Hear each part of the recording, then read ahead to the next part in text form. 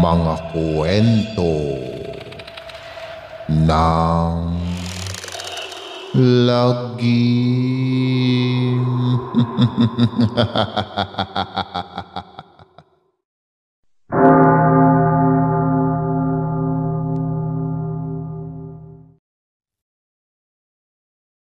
Kamusta na mga giliw naming tagapakinig? Pwede po kayong mag-comment kung nasang lugar kayo para ma-shoutout namin kayo at kung taga saan kayo. Maraming salamat mga giliw naming tagapakinig. Lumaki akong si Tatang, ang kinikilalang batas, lalong-lalo na sa loob ng aming tahanan. Ang bawat sasabihin at mamumutawi sa kanyang labi ay hindi nababalik. Ni minsan ay hindi ko man lang nakitang lumuha ang padre di pamilya ng aming tahanan. Sobrang tigas ng puso nito. Kaya lumaki kaming magkakapatid na may malaking takot sa kanya. Bawal magpagabi sa langsangan. Bawal bumarkada. 6:00 pa lang ng hapon, dapat ay nasa loob na ng bahay. Sabay-sabay at dapat kumpleto rin ang pamilya namin sa pagtulog sa hapagkainan. May kanya-kanya rin kaming toka sa mga gawaing bahay, etc. Minsan, naisip ko nang magrebelde dahil sa labis niyang pagdidisiplina. Umiyak na lang ako ng palihim dahil tiyak na makakagalitan ako pag nakitang ngumungoy-ngoy at baka tamaan lang ako ng umaatikabong sermon. Sa aking murang kaisipan ay nagtanim ako ng panibugho. Nang galit kong makatuwiran pa ba ang pagpaparusa niya sa aming magkakapatid kung nakagagawa kami ng kasalanan. Naroong paluhurin kami sa munggo at asin, isako at ibitin sa puno, padapain at saka papaluin sa puwet na kulang na lang ay sumabog ang ihi sa sobrang sakit. Sunod na ang walang katapusang sermon habang kaharap ang pagkain. Inang, bakit ganon si Tatang? Hindi ba niya kami mahal? Minsan ay naitanong ko sa aming inang. Maniwala kayo mga anak, mahal kayo ng tatang ninyo. Iba lang ang ginagawa niyang pagdidisiplina para matuto kayo sa buhay. Balang araw ay maiintindihan ninyo siya. Palaging paliwanag ni inang sa amin noon. Madalas din itong nagbibida sa inuman ng tuba pag dinarayo ng mga kasamahan sa pangingisda. Madalas ay naririnig ko pa ang aking pangalan. Yang anak kong panganay si Junjun mga pre. Hindi ko na pinakinggan pa ang sunod niyang ipinagbibida sa inuman dahil sa takot kong marinig na ipinahihiya niya ako sa kanyang mga kaibigan. Sobra na talaga si Tatang.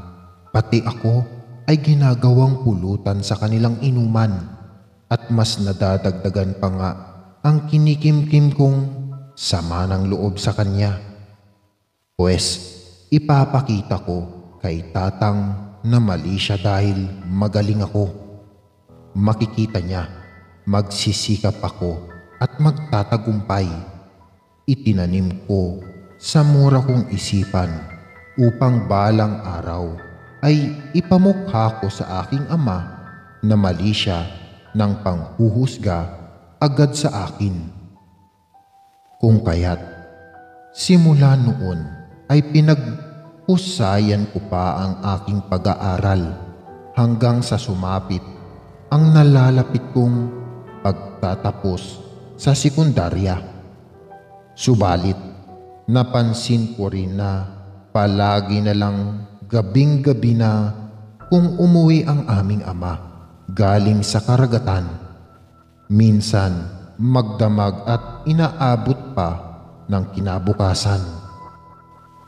Sa isip ko ay mas mabuti yun para naman hindi kami masyadong napagtutuunan nito ng pansin. Napapa-ismit na lang ako tuwing sasalubungin ito ni inang at pupunasan ng pawis. Kala mo ay kung sinong hari na may tagasilbi. Inis ko pang naiisip. Bukas, Wado, ay graduation na ni Junjun. Kailangang dalawa tayong umakyat sa stage dahil valedictorian ng anak mo. Masayang balita at salubong ni inang sa kanya. Kailangan pa bang dalawa tayo? Ikaw na lang, Susan, at hindi maaaring hindi ako mangisda. Wala tayong kakainin. Mahinahon itong sagot. Sa puso ko ay nakaramdam ako ng iba yung kirot. Bakit kaya ayaw akong samahan ni Tatang sa isang mahalagang bahagi ng aking buhay? Siguro ay napahiya ito sa sarili dahil simula pa lang na ipinamumukha ko sa kanya na kaya kong makapagtapos, di tulad ng pinagkukwento nito sa mga kasamahang mangingisda. Simula pa lang yan, Tatang. Simula pa lang yan. Nagpupugay ang aking puso dahil natalo ko ang aking ama sa kauna-unahang pagkakataon. Kinabukasan, habang nagtatalumpati ako sa entablado, ay parang nakita ko naman si Tatang sa likod ng isang puno at nagkukubli. Nakangiti pa siyang nakatanaw sa akin at parang nagpunas ng luha sa mata. Nang magtayuan ng mga tao upang gawaran ako ng masigabong palakpakan, ay kita kong nakikipalakpak din ang aking Tatang. Pagkatapos ay agad nang tumalilis paalis nang makitang pababa na ako ng stage. Si Tatang nga ba talaga iyon? Pero sinabi naman niya kagabi na hindi siya makakarating sa aking graduation. O baka naman guni-guni ko lang dahil sa obsession kong ipinamukha sa aking ama na magaling ako. Hindi ka magtatrabaho habang nag-aaral, Junjun. Pag-aaral lang sa kolehiyo sa bayan ang atupagin mo at ako na ang bahala sa lahat.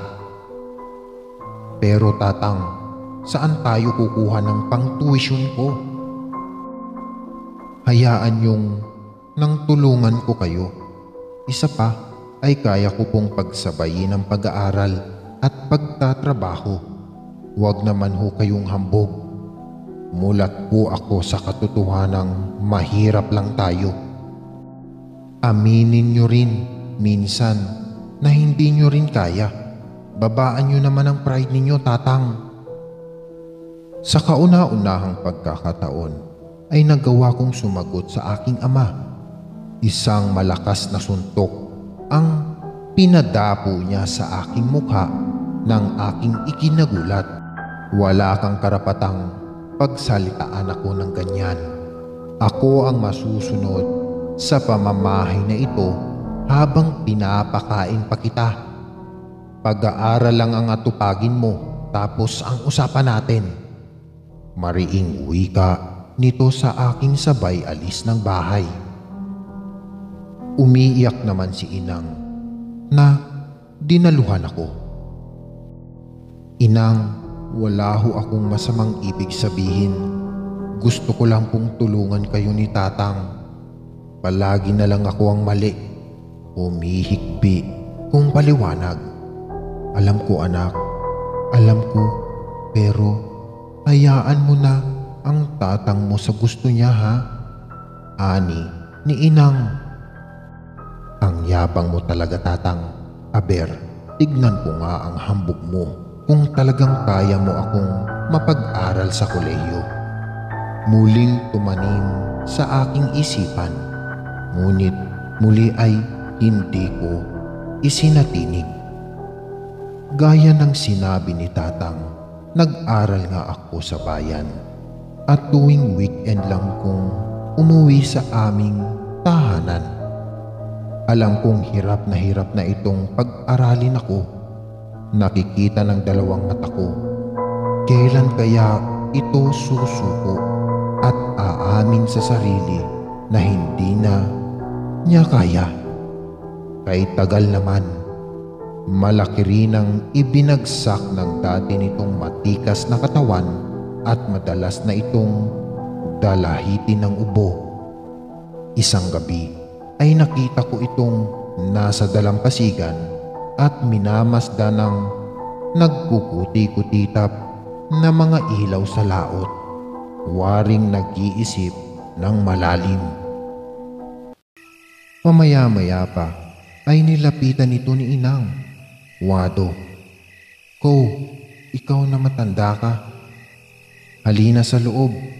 Malamig dito sa labas at matulog na tayo dahil maaga pa tayong pupunta bukas sa bayan para maglako ng huling isda. Ito, inumin mo muna itong salabat para maginhawaan ang pakiramdam mo at kainin mo itong nilagang saging na natira kanina dahil hindi ka kumain ng kanin. Pasensya na at kinapos ang niluto ko. Paano ay nagtitipid tayo para sa bayarin ni Junjun sa eskwela?" Ani ni Inang. Nakita ko itong tumango at sa kagutom na isinubo ang nilagang saging. "Tulog na ba ang mga bata? Ikaw ba ay kumain na? Lahat ba ng anak mo ay kumain na? Si Junjun, kumain ba ng maayos? Ayaw ko siyang nagugutom dahil ayaw kong humina ang kukote nun sa pag-aaral. Baka hindi makagraduate ng kolehiyo. Sayang ang ating mga pinaghirapan." Narinig kong sagot nito kay Inang. Napabuntong hininga na lang ako nang marahas sa narinig na winika ng aking tatang. Kinabukasan ay sabay-sabay na kaming tatlong pumunta ng kabayanan. Ni hindi ako pinagbuhat ni Tatang ng mga malalansang isda dahil madudumihan lang daw ang aking uniforme. Tinaplig din nito ang aking kamay nang tangkain kong agawin ang kanyang mabigat na daladala. "Ako na, kaya ko ito. Malakas pa ako sa kalabaw." Mayabang pa nitong wika. Bahagya tuloy akong nainis. Bahala ka nga kung ayaw mong magpatulong. Maigi at hindi ako mahihirapan.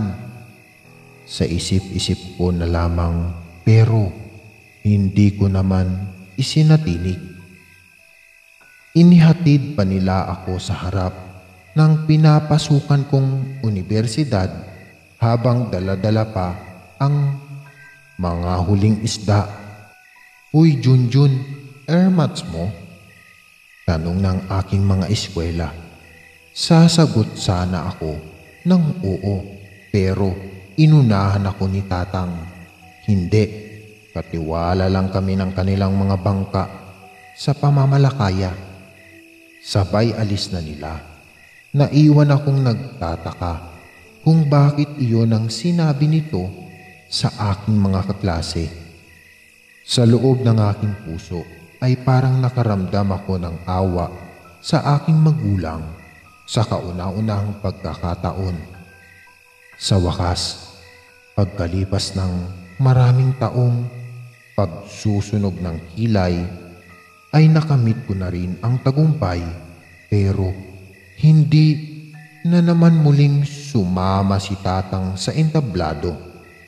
Dangan lang at muli ko na namang itong nasulyapan sa labas ng unibersidad at nakahawak sa git habang nakikinig ng aking mahabang talumpati.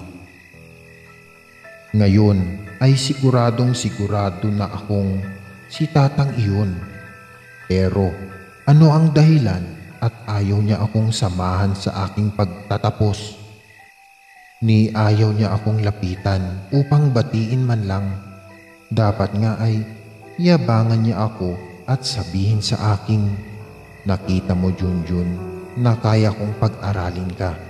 Bilib ka na ba sa akin?" Kung ganon, ay siya na nga ang magaling.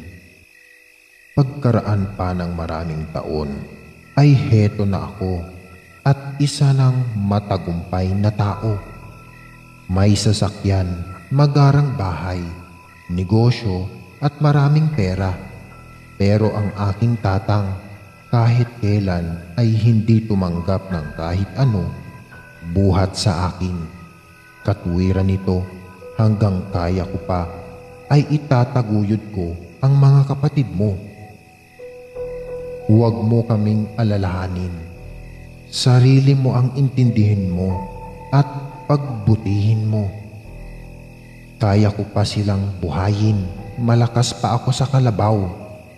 Tatang, hanggang ngayon ay napakataas pa rin ng pride mo. Gustong gusto ko na siyang sumbatan kung bakit siya ganyan.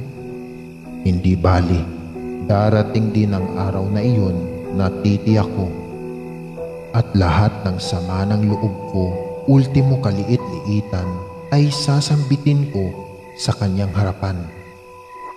Sa tingin ko ay dumating na nga ang araw ng aking pinakahihintay dahil isang tawag ang aking natanggap buhat sa aking inang. "Junjun anak, kailangan mong umuwi. Ang tatang mo may sakit. Ayaw magpadala sa ospital.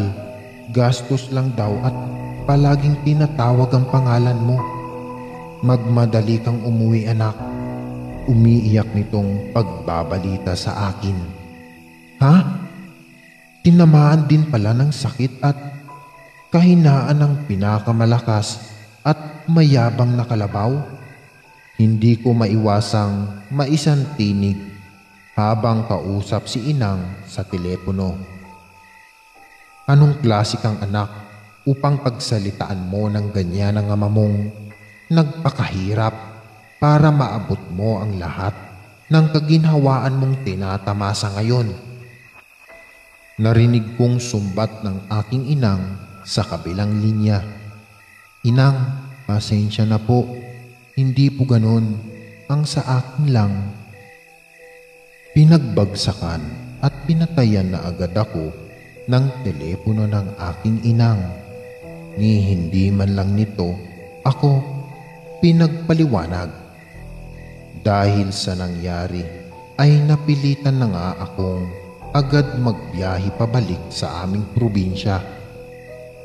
Si tatang ay matitiis ko pero hindi ang galit ni inang. Habang binabagtas ng sasakyan ko ang bayan namin ay nakita ko si Mang Julio, kabarkada ni tatang sa pag-iinuman ng tuba noon. "Mang Julio, kayo ho ba ay pauwi na? Halina ho kayong sumabay sa akin." Alok ko na agad namang pinaunlakan ng matanda at nag-aalangan pang umupo sa magarang upuan ng aking sasakyan. "Ikaw na ba si Junjun, anak ni Wado? Naku, tignan mo nga naman, asinsado ka na nga pala. Tama nga ang tatang mo na magiging matagumpay ka sa buhay. "Ho, sinabi yun ni Tatang sa inyo? Pero ang akala ko ay..." Nagulat kong tanong dahil hindi ko inaasahan na ganun ang sasabihin nito. "Oh, oo, batang are, hindi lang basta sinabi. Halos tuwi na lang pag kami ay nag-iinuman ng tuba ng tatang mo ay palagi kang bukang bibig at ipinagmamalaki. Minsan nga ay gusto ko nang suntukin ang ngalangala dahil nasasalinsing na ang tenga ko sa kauulit ng pagmamalaki sa kanyang panganay na anak. Makikita nyo, mga pare ko, si Junjun ko magiging asinsado sa buhay. Hindi yun magagaya sa akin. Kaya lahat ay ginagawa ko para mapagtapos siya sa pag-aaral dahil balang araw siya ang babago ng aming kapalaran." Mahabang pagkukwento ni Mang Julio sa akin na may ngiti sa labi. "Nakakatuwa naman. Kita mo na, hindi nga nagkakamali ang ama mo sa iyo. Ibang-iba ka na ngayon. Sigurado kong nakakapag-inom pa si Paring Wado at walang sakit, ay tiyak aakitin ulit akong uminom ng tuba at ikaw na naman ang bukang bibig at ipinagmamalaki." Hindi ko namalayan na bumagsak na pala ang luha ko habang nakikinig sa matandang mangingisdang aking kaharap. "Alam mo bang napakaswerte mong bata ka dahil katulad ni Paring Wado ang naging ama mo. Napakalakas ng loob ng taong iyon at may paninindigan. Ang gabi ay halos gawin ng araw sa pagtatrabaho para mapagtapos ka lang ng pag-aaral. Napakaresponsabling ama na may pangarap para sa mga anak. Napakasipag na tao at palagi niyang sabi noon, dahil kailangan ni Junjun ko ng pangmatrikula at pangbaon, bawal akong mapagod." Hindi ko alam na napayakap na pala ako sa matandang aking kaharap habang hindi ko mapigilang lalong maluha. "Maraming salamat po, Mang Julio. Mabuti at nakausap ko kayo ngayon." Bigla akong nagising sa maling akala sa aking ama.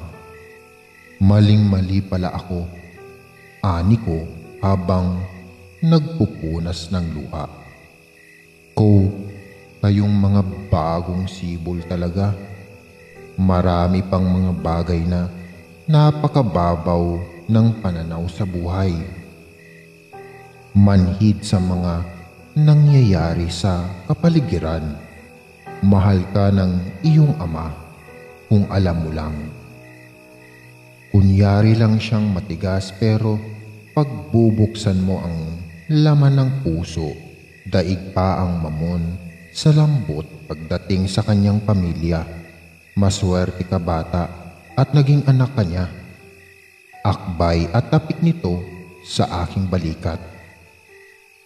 "Siya ako ay diyan na lang bababa, iho. Mag-usap kayong mag-ama. Kulang lang siguro kayo sa komunikasyon." Malakas na boses ni Mang Julio dahil napalampas ito sa babaan dahil sa kakakwento sa akin. Dagdag na kwento pa ni Mang Julio, kahit daw may sakit ang kanyang tatang ay patuloy pa rin yung pumapalaot ng walang palya. Ulanan at arawan sa gitna ng karagatan, may maiuwi lang na isda upang ibenta sa kabayanan. Wala daw itong pinapalampas na pagkakataon kahit nagsusungit ang panahon upang kumita lang ng pera para sa kanya at kanyang mga kapatid para matustusan ang kanilang pag-aaral noon. Kung ganun ay dakila pala ang kanyang ama. Bakit ngayon lang niya napagtanto ang lahat? Kung hindi pa niya nakausap si Mang Julio ay mananatiling mali ang kanyang pagkakakilala sa sariling ama. Sana'y makabawi pa ako sa iyo, Tatang. Sana'y hindi pa huli ang lahat upang ipakita ko sa iyo at iparamdam ang bunga ng iyong pagpapagal sa amin. Bulong at iyak ko ng tahimik sa sarili habang nagmamaneho patungo sa maliit naming tahanang nakatirik malapit sa karagatan. Kalahating oras na akong nakarating sa aming bahay, pero nananatiling nasa labas lang ako. Nahihiya akong pumasok. Nahihiya talaga ako. Hiyang-hiya sa aking tatang. Hindi ko alam kung paano ko siya haharapin at kakausapin. Diretso sa pag-agos ang aking luha at patuloy na nagsisisi. Ang sama-sama ko palang anak. Anak, andyan ka na pala. Kanina ka pa ba? Ba't hindi ka pumasok? Bungad ni inang sa akin. Sa halip na sumagot, dito ay napahagulgol na lang ako sa aking kinatatayuan. Inalo naman ako nito at pinatahan. Ang anak na ari, matanda na ay iyakin pa. Inang, mapapatawad kaya ako ni Tatang, ang sama kong anak. Ang isinukli ko sa lahat ng kanyang paghihirap para maitaguyod ako. Kami sa pag-aaral ay maling paghusga at akala. Ang akala ko kasi hindi niya ako mahal, na mayabang siya. Yun pala ay ako ang kanyang ipinagyayabang sa lahat. Wala namang magulang na nagtanim ng galit sa kanyang anak. Akala mo lang ay hindi ka mahalaga sa tatang mo, pero saksi ako kung gaano kanya kamahal at pinakauna mo siyang tagahanga. Maaaring hindi niya maipakita iyon ng harapan dahil ang iyong tatang ay kunyaring matigas at hindi emosyonal. Alam mo naman lalaki, pero madalas din iyong lumuluha ng palihim. Ayaw lang ipakita sa atin. Proud na proud siya sa iyo, anak, dahil ikaw ang nakaabot ng dating pangarap lang niya noon. Patawarin mo ang iyong ama kung sa akala mo ay nagkulang siya. Kung sa akala mo din ay hindi ka mahalaga. Kung sa akala mo ay di siya pumupunta at hindi ka sinasamahan sa pag-akyat sa stage pag nagtatapos ka. Pero anak, dumarating siya at malakas na pumapalakpak para sa iyo. Nahihiya lang siyang magpakita, makipagkamay at makisalamuha sa maraming tao dahil puno ng kalyo ang kanyang mga kamay sa kakatrabaho. Nanliliit siyang makatabi ang ibang tao, pati sa iyo na mismong kanyang anak na isa ng edukado dahil siya ay elementarya lamang ang natapos. Ikinahihiya niya ang kanyang sarili dahil mangingisda lang siya. Kung sa akala mong siya ay mayabang, kabaliktaran iyon sa kanyang nararamdaman dahil ang totoo ay minimenos niya ang kanyang sarili. Ultimong isusubo na lang niya ay isusubo pa niya sa inyong magkakapatid. Ganyan siya kabuting padre di pamilya ng ating tahanan. Ang mahalaga ngayon, anak, ay nakilala mo na ang totoong tatauhan ng tatang mo. Kaya halika na sa loob dahil kahit hindi sabihin ng tatang mo ay alam kong kanina pa siya naghihintay sa iyong pagdating. Akit ni inang sa akin. Pinunas ko ang aking luha at sabay na nga kaming pumasok ni inang sa loob na magkahawak kamay. Nadatnan ko si tatang na payapang natutulog sa katring higaan sa kwarto. Hapis ang mukha at napakapayat.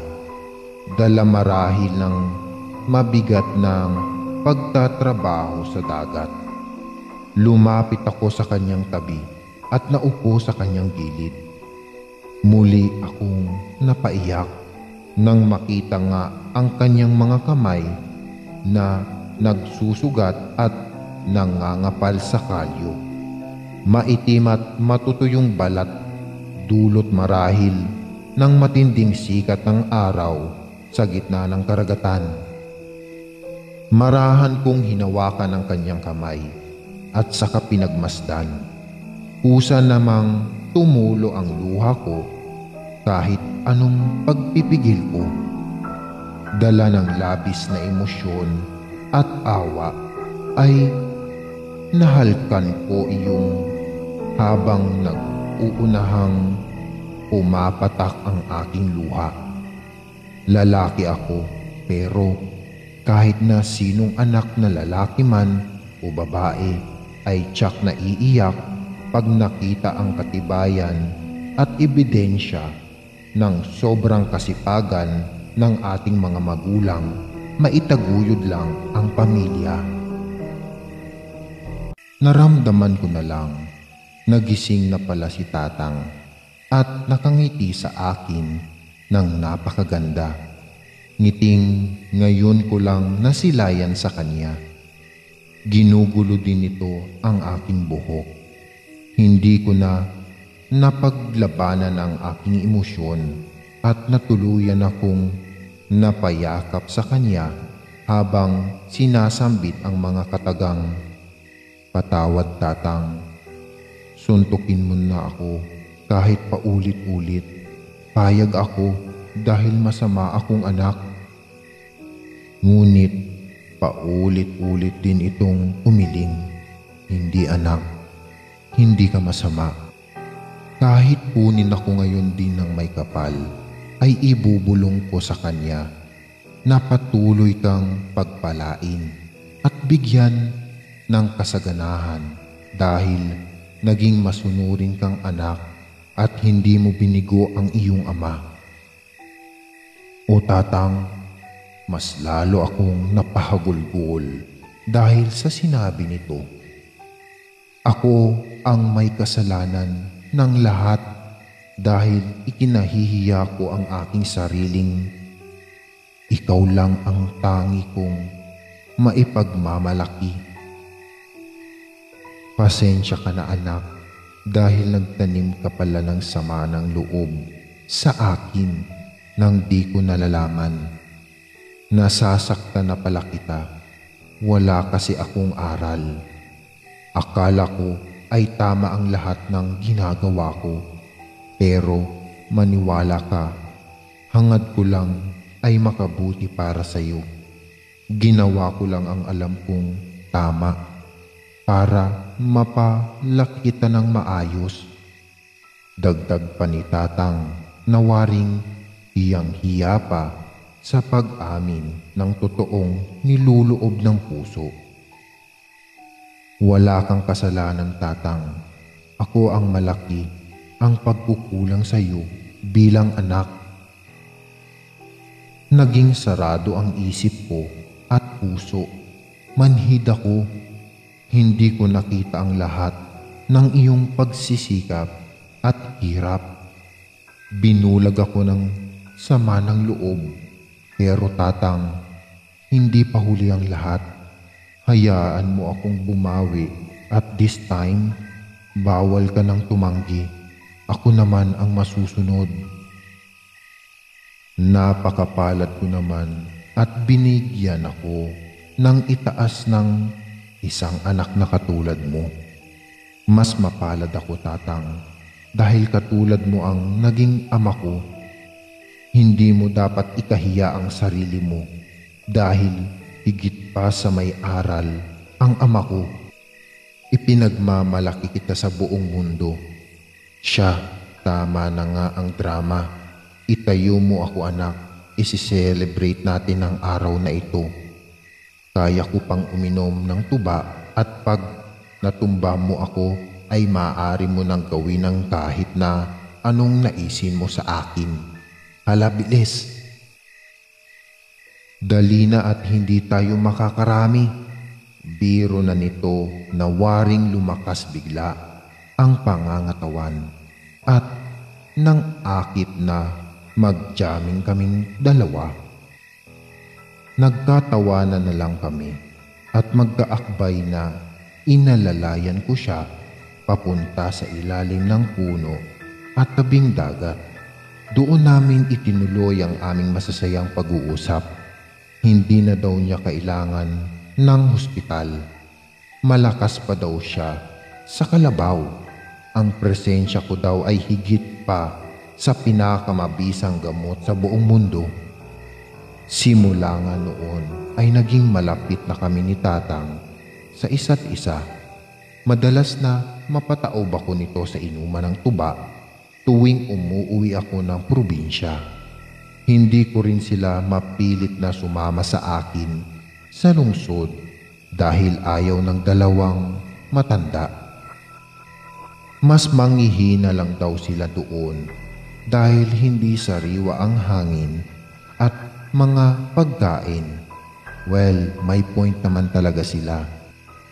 Wala nang sakit ang aking Tatang. Parang nagdahilan lang ito. Lumakas na muli ang kanyang pangangatawan na ipinagpapasalamat ko ng labis sa Diyos dahil binigyan niya ako ng sapat na panahon upang bumawi kay Tatang. Kahit pa sabihin niya na malakas pa daw siya sa kalabaw. Namamahala na lang siya ngayon ng mga bangkang aking binili para sa kanya. Dahil sadyang ang karagatan daw ang buhay niya. Ipinagawa ko rin ang aming dating maliit na bahay na ngayon ay bungalo na. Simpleng buhay lang ang gusto ng aking Tatang. Sapat ng nakakakain daw sila ng 3 beses isang araw at bumbungad sa bawat paggising nila ang karagatan na siyang naging katuwang niya upang mapagtapos ako at aking mga kapatid sa pag-aaral. Sigurado ko rin na mayroon akong oras sa kanila at madalas akong magbabakasyon sa aming probinsya dahil alam kong hindi lang pinansyal ang kailangan ng magulang ko, kung hindi ang aking presensya at walang sawang pagpaparamdam ng pagmamahal. Madalas ko ring sabihin kay Tatang kahit ayaw niya ang katagang, "Ako naman ngayon, Tatang. Pahinga ka naman kasi napagod ka."